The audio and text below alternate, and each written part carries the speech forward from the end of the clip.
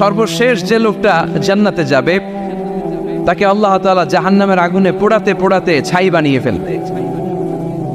আল্লাহ বলবেন, জিব্রাইল যাও একটু দেখো, একটা মাত্র সেজদা দিয়েছে আমাকে, এরকম কাউরে পাওয়া যায় কিনা। বাটি চালান দিয়ে দেখো পাওয়া যায় কিনা।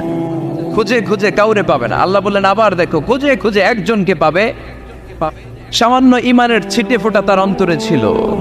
আল্লাহ বলবেন, যেহেতু ছিটে ফোঁটা আছে, অনেক মায়ের খেয়েছে, ওকে বের করে জাহান্নাম থেকে বের করে একটা নির্ধারিত দূরত্বে রেখে দাও। রেখে দেয়া হবে, কিন্তু জাহান্নামের আগুনের লেলিহান শিখাতে তার গা ঝলসে যাবে। সে আল্লাহর ডেকে বলবে, মাবুদ তোমার কাছে আমি কিছু চাই না, জাহান্নাম থেকে তুমি আমাকে বের করেছো, জীবন নদীর পানি তুমি আমার গায়ের মধ্যে ঢেলে দিয়েছো, আমি আবার সজীবতা ফিরে পেয়েছি। আমি তোমার কাছে জান্নাত চাই না, শুধু নিরাপদ একটা দূরত্বে আমাকে